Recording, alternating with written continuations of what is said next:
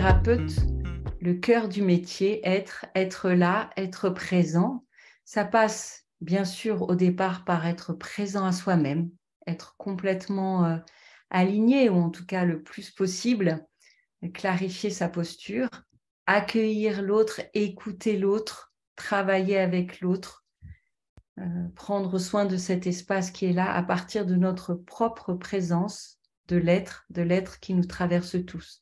Voilà le thème de ce soir. Je suis Emmanuelle Grand, thérapeute psychocorporelle, à la base thérapeute biodynamique. J'ai complété cette formation de base avec bien des approches. En premier lieu, peut-être le Vos dialogue, qui est une approche néo-jungienne très, très riche, qui complète si bien la biodynamique, mais aussi par un travail en imago, un accompagnement de couple où on s'est formé, et tout le travail sur les états modifiés de conscience, donc respiration holotropique, rêve éveillé. Voilà en gros ma présentation. Je suis donc thérapeute au quotidien, je suis aussi formatrice et je supervise toute forme de thérapie. Je suis Franck Magne, thérapeute psychocorporel, formé à l'analyse psycho-organique et qui est cousine de la psychologie biodynamique. Moi aussi, j'ai pas mal de formations, on va dire, complémentaires. Pareil, la formation sur la relation, imago, travail sur les rêves, jungien. Pareil, je travaille avec le Vos dialogue, avec la respiration holotropique. Je suis également coach professionnel et voilà, c'est déjà pas mal. Alors d'abord, qu'est-ce que la thérapie?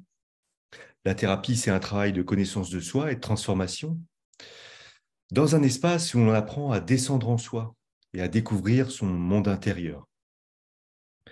Donc, c'est un travail de recherche à deux. C'est une co-construction, au final, d'un processus dans lequel la personne va devenir de plus en plus autonome jusqu'à son autonomie finale, qui est l'objectif du travail. Alors, c'est un processus qui est très proche du processus d'accompagnement de l'enfant par ses parents. S'il avait un objectif, ce processus, ce serait celui d'aider l'enfant à faire ses découvertes de la vie en toute sécurité, jusqu'à ce qu'il soit autonome dans ce processus d'exploration de la vie.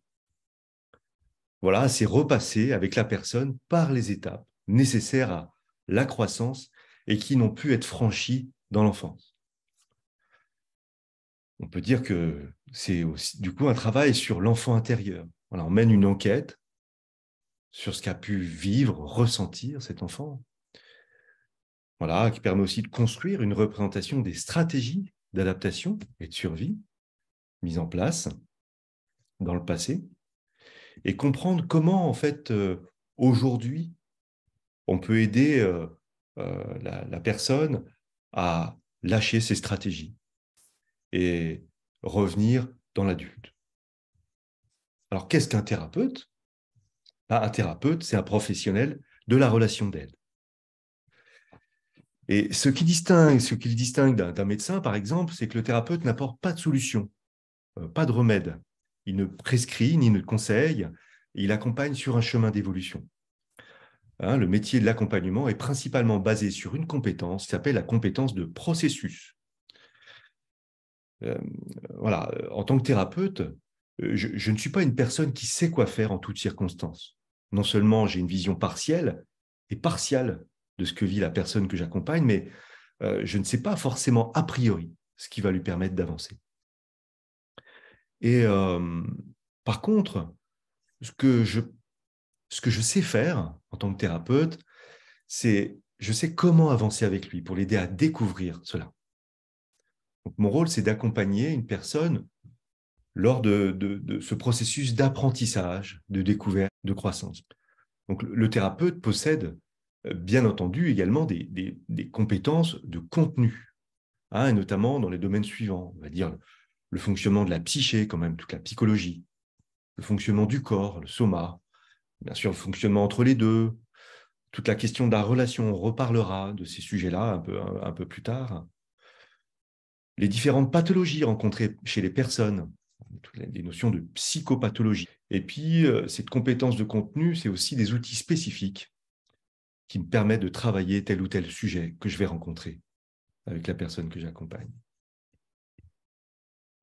Alors voilà, la thérapie, un thérapeute, mais quels sont les... Parce que ça s'appelle être thérapeute, cette présentation, mais c'est quoi les qualités d'être thérapeute? Et être thérapeute, ça fait référence à l'être. Et thérapeute, c'est avant tout être présent. Alors être présent à quoi? D'abord, il y a la notion de confiance dans la vie, ce qu'on appelle en analyse psycho-organique le noyau sain, l'idée que chacun possède une force de vie qui pousse en nous, hein, et qui pousse pour nous amener là où c'est bon pour nous, on va dire, et qui pousse pour que la vie émerge en nous. Hein, ce que Jung appelait le soi. Et c'est-à-dire qu'en tant que thérapeute, j'ai vraiment la confiance que je participe à un processus d'émergence et que c'est pas moi qui fais. Bien sûr, je fais des choses, je travaille, mais c'est pas moi, je ne suis pas en pleine maîtrise de ce processus. Et ça, vu que je suis dans ce processus, j'accompagne un processus d'émergence, ça me permet d'accueillir ce qui se passe avec intérêt et curiosité et confiance. Donc, ce n'est pas un métier où il faut trouver une solution, mais permettre l'émergence. Et cette présence constitue l'essentiel de l'acte thérapeutique, car elle permet d'accueillir les ressentis, les images, les situations, de les mettre dans la conscience du vécu thérapeutique et de les utiliser si besoin dans la relation thérapeutique. Alors, les autres qualités d'être, par exemple, c'est l'écoute bienveillante de la personne. Hein, comme disait Marshall Rosenberg, le besoin premier de l'homme, c'est d'être écouté. Cette écoute bienveillante de la personne, c'est aussi l'écoute bienveillante de ce que je ressens, moi, en tant que thérapeute, l'écoute des sensations, de mes images. Nous formons, avec la personne accompagnée, un système énergétique, corporel, relationnel. C'est aussi ma capacité à être présent dans la relation, à être présent dans l'espace relationnel qui crée le lien, ou pas, hein, s'il est difficile, avec la personne. Être présent dans le champ relationnel, c'est capital parce que ça va me permettre de sentir comment la personne relationne. Voilà, et de sentir justement quelle est sa relation au monde. Passons maintenant au thérapeute arborescence. Là, on va parler plus de ce que c'est que chez arborescence, la vision du thérapeute. Et il est composé pour nous de 4 piliers qui nous paraissent essentiels. Alors, le premier pilier, c'est le corps. On va revenir plus loin sur les piliers. Juste, je les liste, ces 4 piliers. 1, le corps. Donc, nous sommes des héritiers des approches reichiennes, donc la psychologie biodynamique, l'analyse psycho-organique. Et ce que nous mettons en premier, c'est l'attention au système nerveux autonome, système neurovégétatif, qui est au cœur du travail thérapeutique, avec l'idée qu'une thérapie qui fonctionne, c'est qu'on amène le système nerveux à rétablir sa capacité d'autorégulation.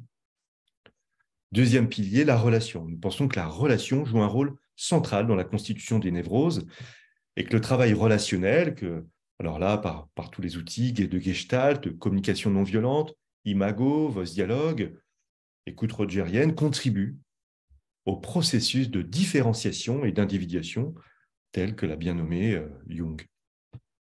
Troisième pilier, la question de la conscience et de la différenciation. Nous pensons que, bien sûr, il y a des blessures à guérir, mais surtout, ce qui importe, c'est nous différencier de nos blessures, de faire un pas de côté. Quatrième pilier, c'est la dimension transpersonnelle ou spirituelle de la personne. Une personne ne se réduit pas à un moi, mais elle fait partie d'un mystère et d'un système beaucoup plus grand. Voilà, ne se mettre qu'au service d'un moi nous enferme dans un travail psychologique, alors qu'il y a beaucoup plus large à inclure. Voilà pour ces 4 piliers. Alors, on commence par le corps, Emmanuel. Le corps. Le corps est essentiel parce qu'il garde trace de toute l'histoire personnelle de la personne, garde trace de tout ce qui s'est passé avant 3 ans, avant que les choses aient eu le temps de s'élaborer, de se conscientiser. Et beaucoup de traumas ou de traces, d'empreintes, de conditionnement de l'environnement se trouvent dans le corps, accessibles simplement par les ressentis et par un travail purement corporel. C'est le corps aussi qui porte trace des valises transgénérationnelles qui ont été transmises à travers nos parents, qui sont là dans nos cellules et qui nous agissent. C'est aussi le corps qui garde trace finalement des mémoires collectives que nous portons tous en tant qu'espèce humaine. Et nous sommes encore très conditionnés, bien sûr, par toute l'histoire de l'évolution de l'humanité. Donc, passer par le corps, finalement, nous donne accès à toutes ces dimensions presque en simultanéité. Notre histoire personnelle est venue ricocher ou se répéter par rapport à une histoire transgénérationnelle, et l'histoire transgénérationnelle est évidemment marquée par un long collectif lié à l'espèce humaine. Donc, quand on ouvre un sujet personnel, on ouvre un sujet qui est collectif en même temps. On a besoin donc, en passant par le corps, d'aller rencontrer des choses qui ne sont absolument pas accessibles par le mental. Donc, la porte du corps est essentielle. On va voir un petit peu comment on peut le faire. Il existe toutes sortes de méthodes. Plusieurs approches sont abordées dans nos propositions dans Arborescence. Donc, le corps, c'est aussi finalement ouvrir les sensations. Ça va être la première étape d'un processus. Pour pouvoir descendre dans le corps, il faut être capable de sentir.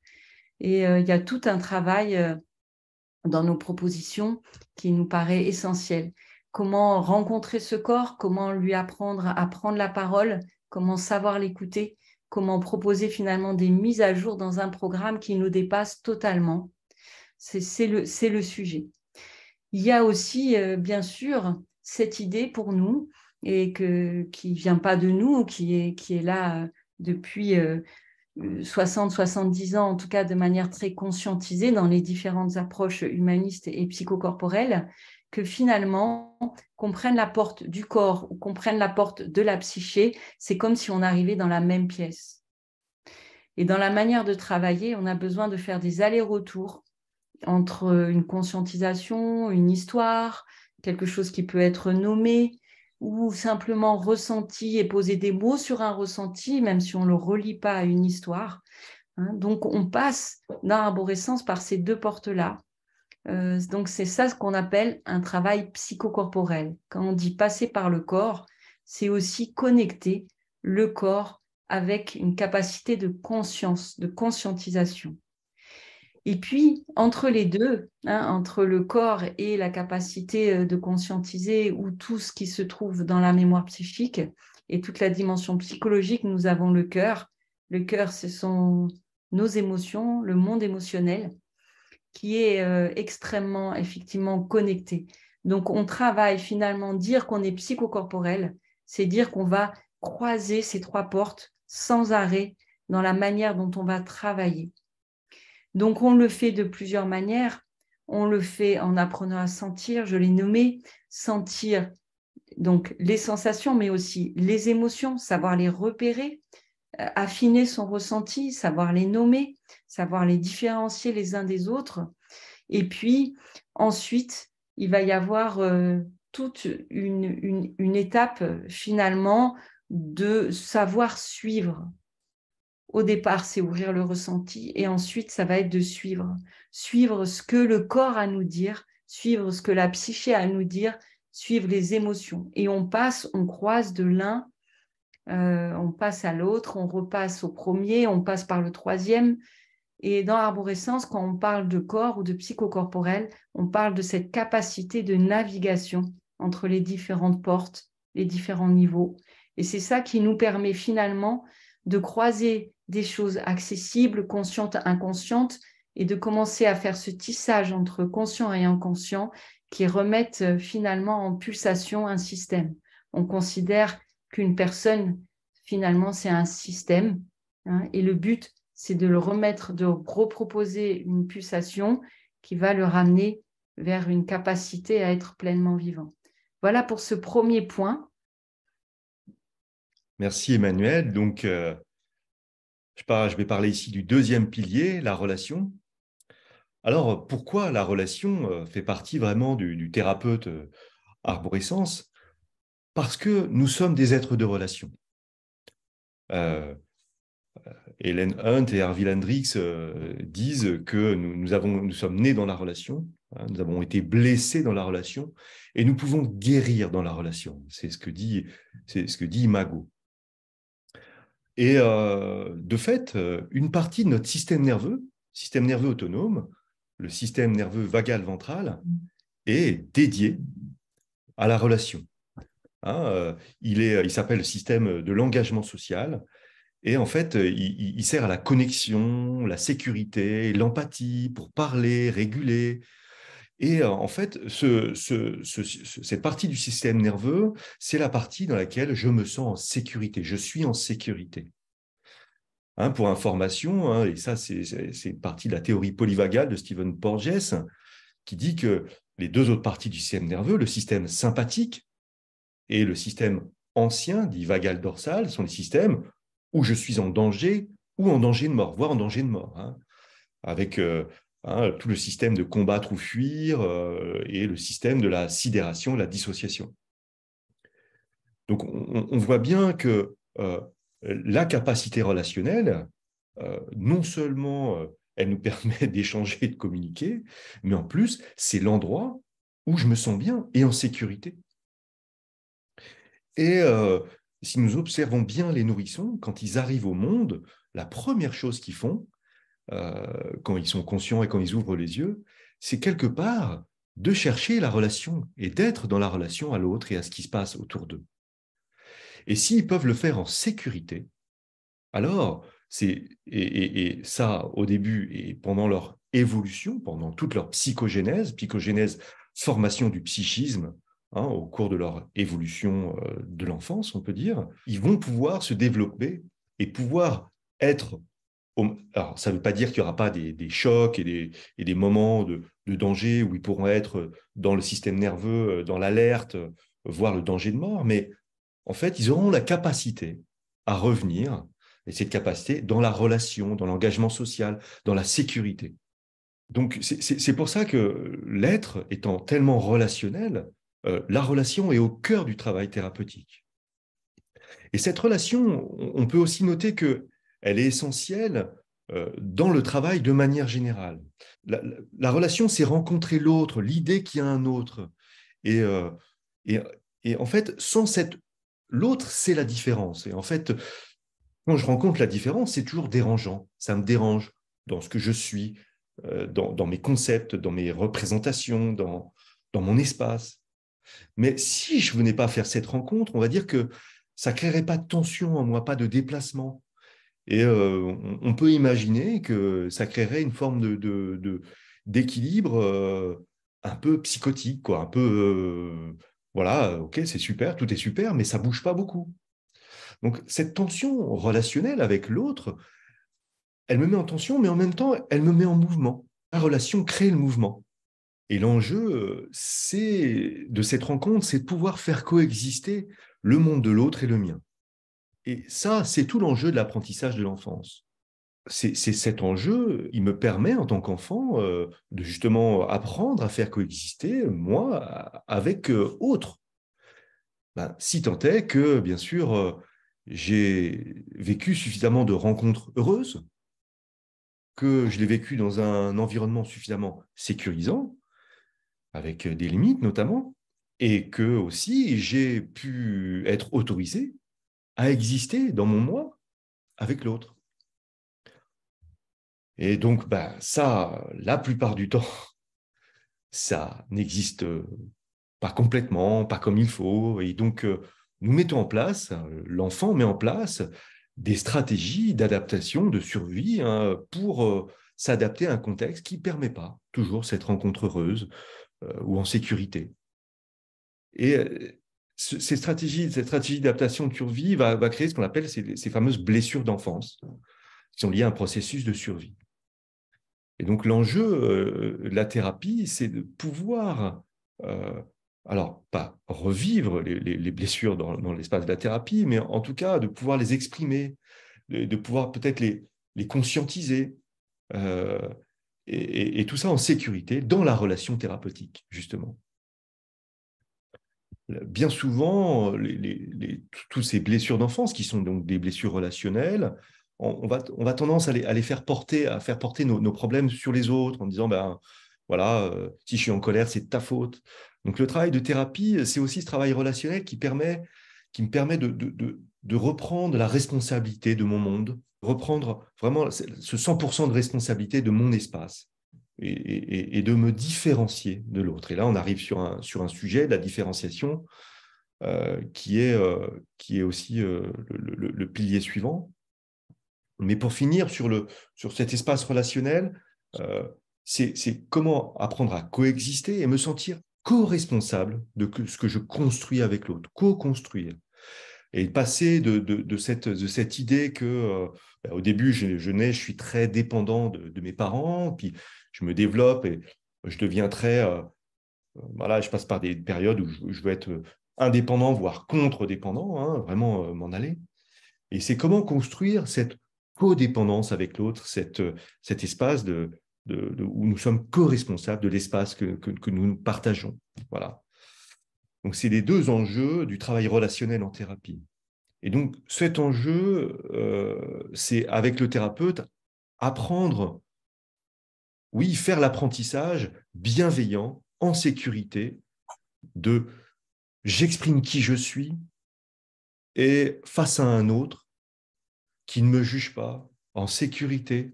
Et donc, apprendre à me différencier, apprendre qui est mon moi, euh, et pouvoir être renvoyé dans cette identité.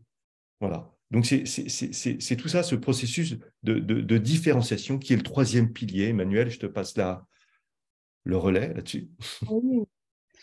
Effectivement, une des étapes et tout ce travail déjà, comme on l'a nommé, sur le corps, les sensations, les émotions, pouvoir croiser ces différents plans. Ensuite, pouvoir dans la relation commencer à comprendre où est-ce que moi je suis, où est-ce que toi tu es, quelle est la différence. Hein. Une des clés du travail thérapeutique, c'est cette différenciation. Où est-ce que moi je suis, où est-ce que toi tu es. Et cette différenciation, elle est possible finalement quand on la construit à l'intérieur de nous. Où, j'ai envie de dire, j'ai souvent cette image que c'est comme une grande soupe. Hein, c'est-à-dire que comme à l'intérieur de nous, tout est mélangé et qu'on a du mal à se différencier soi-même. Par exemple, ben, quand tu me fais attendre, c'est insupportable. Il est très possible qu'il y ait une empreinte d'un petit qui a été mis en attente fortement. Hein, si par exemple dans le couple, ça se reproduit. Voilà. Et pour l'instant, il y a une soupe. Il y a et le petit qui a dû subir l'attente et par exemple la personne qui dit à son partenaire, c'est insupportable que tu me mettes en attente.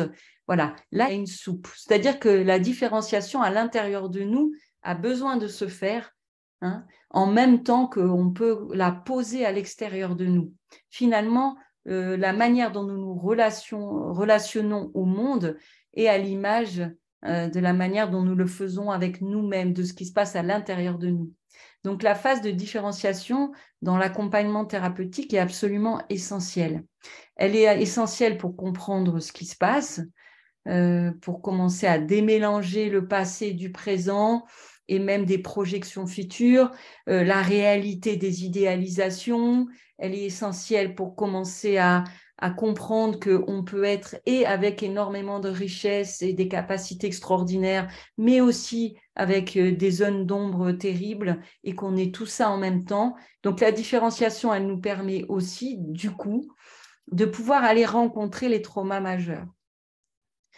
Quand la différenciation ne prend pas une place suffisante dans un processus, ce qui se passe très souvent, c'est qu'on ouvre un système finalement. De plus en plus, on descend dans l'ombre. Il y a là les grands lieux de dissociation, les grands traumas qu'on peut appeler trous noirs. Hein, et puis, on tombe dedans, hein, ou on les évite parce que si on devient trou noir, il n'y a plus que le trou noir. Et la différenciation nous permet de sentir que, eh bien oui, il y a des zones extrêmement abîmées, extrêmement souffrantes, mais il y a aussi un adulte qui est en train de faire le travail, par exemple, et qui va pouvoir se différencier. Je peux être et adulte et un enfant extrêmement blessé.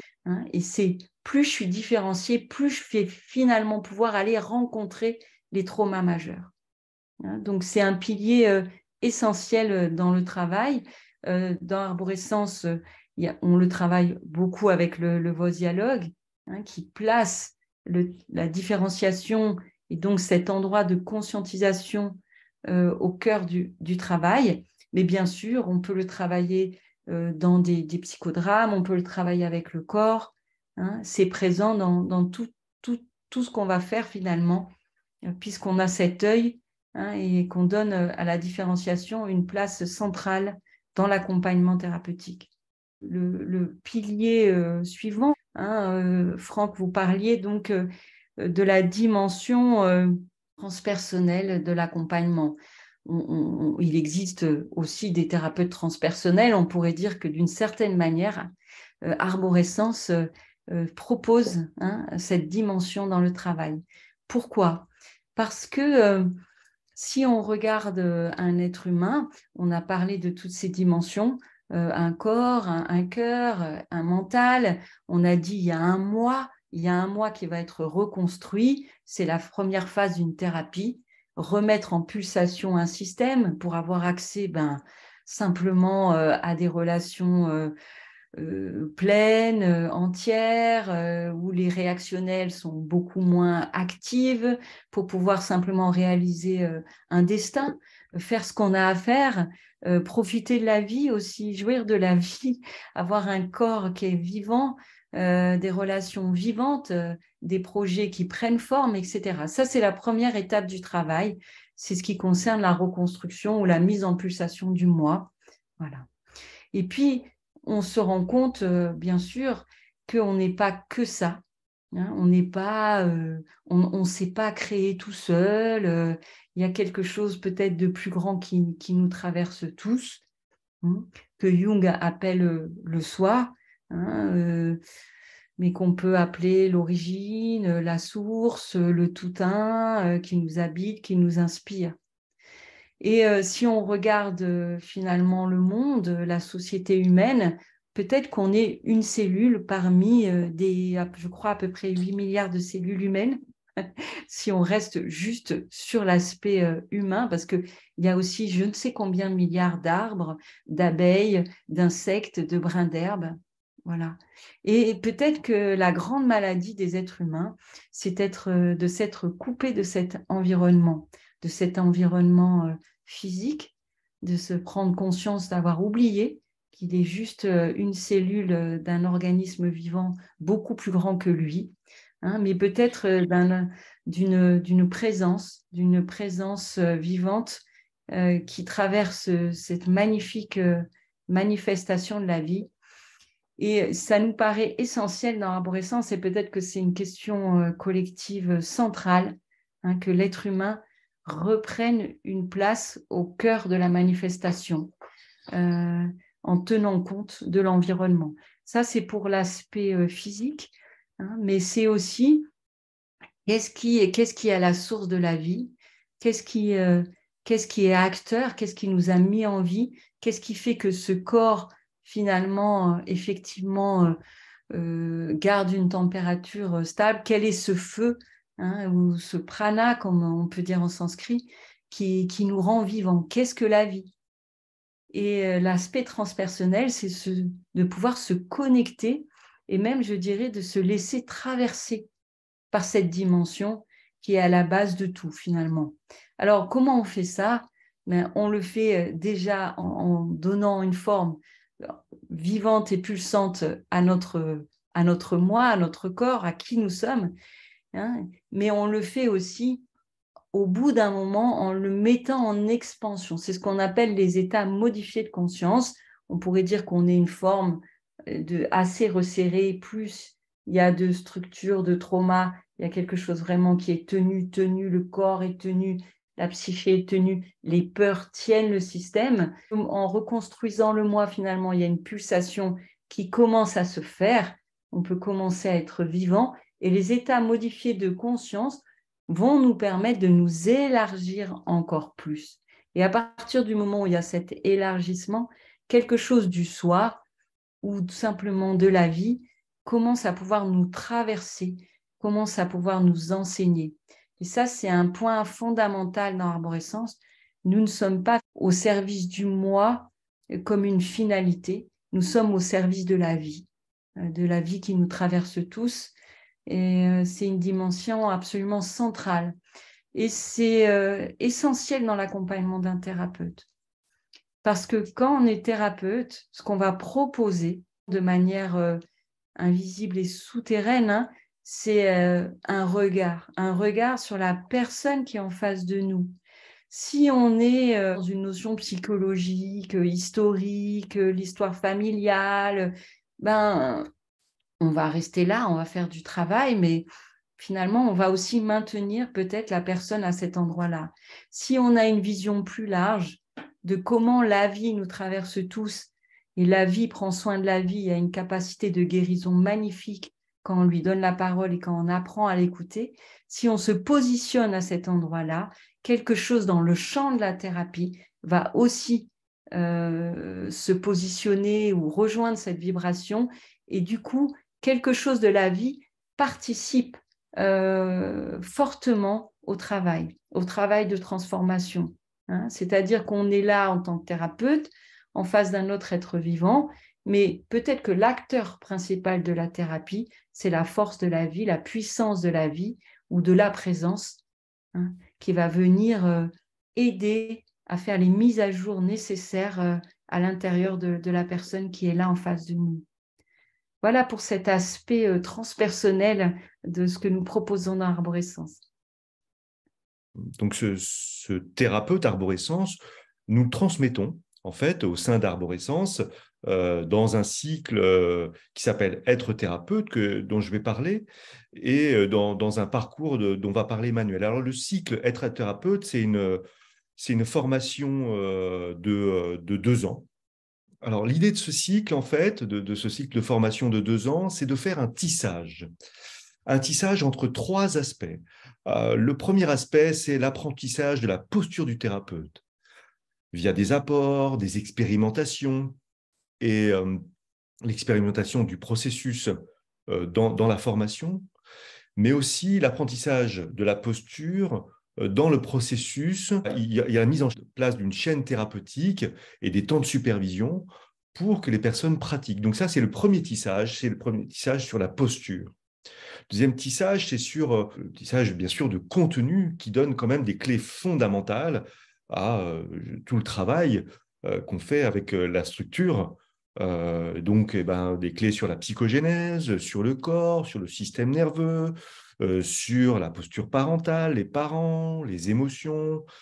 Voilà, ce sont quelques thèmes. Alors, le masculin, le féminin, l'argent, l'ombre. Alors, cet apprentissage de contenu, c'est pas exhaustif, bien sûr, parce qu'on n'a jamais fini de travailler, mais ça donne quand même des clés fondamentales et des repères importants.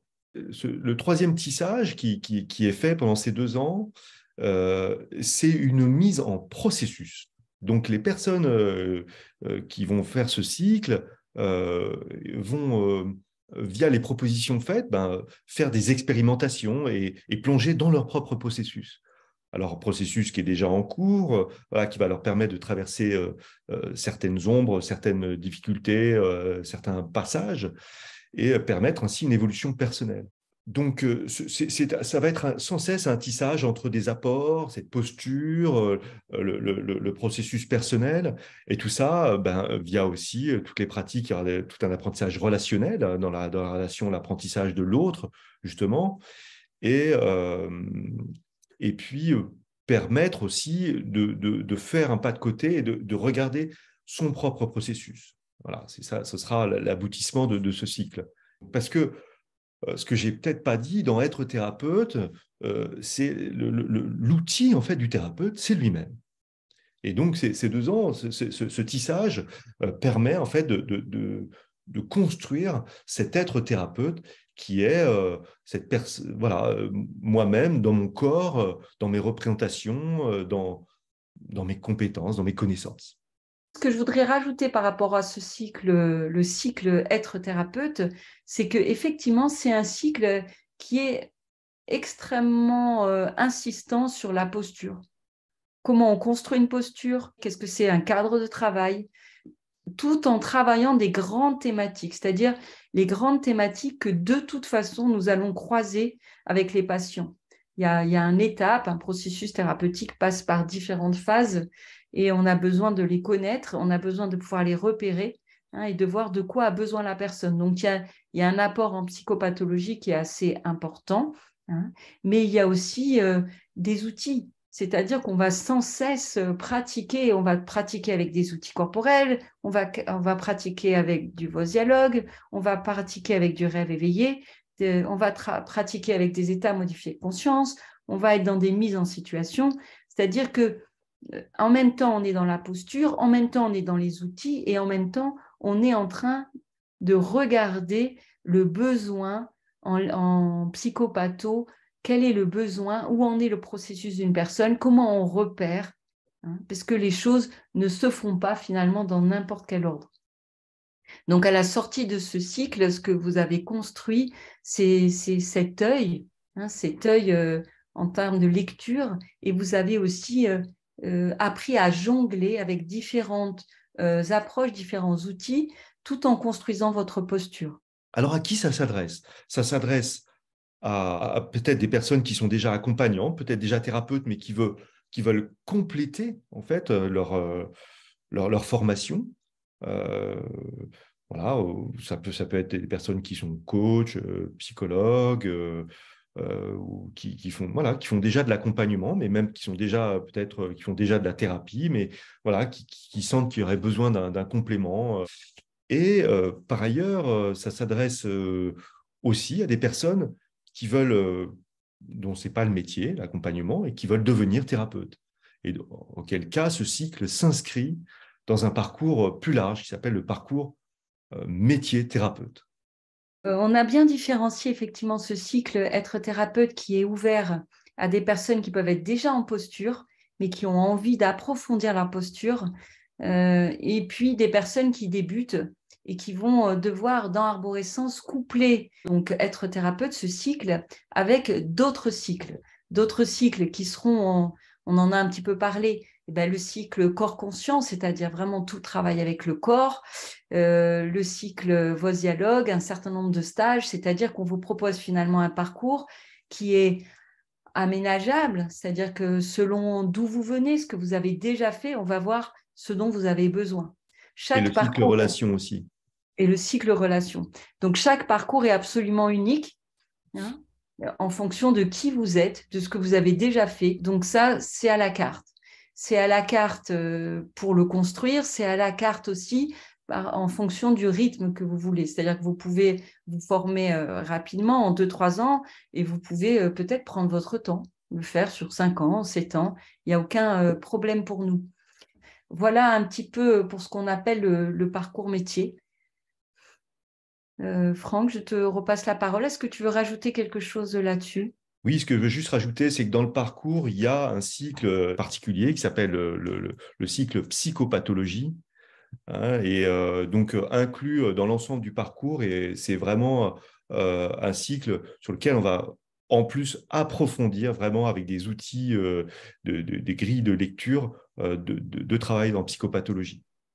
Oui, c'est un cycle qui vient en fin de parcours métier thérapeute, dans un cycle dans lequel on croise différentes grilles. On a à cœur dans Arborescence, effectivement, de ne pas se résumer à une approche, de ne pas dire, par exemple, bon, ben là, en passant par le corps, on va tout résoudre. Ou de pas dire, pas dire non plus, en passant par l'analyse, l'écoute ou le rêve éveillé, bon, on va tout résoudre. Puis, on va pas non plus tout résoudre en passant par la respiration anthropique, les états modifiés de conscience. En fait, non, on va pouvoir croiser. C'est ça qui ouvre énormément de possibilités de régulation et de mise à jour dans le système. Et dans le cycle psychopathologie, finalement, c'est la même chose. Mais alors, bon, ben, les Rachiens, ils ont cette grille, les Jungiens, et puis les Freudiens, ils ont cette grille. Mais il y a aussi peut-être les kabbalistes qui ont cette grille aussi. Ça, c'est intéressant. Et puis, telle approche, etc.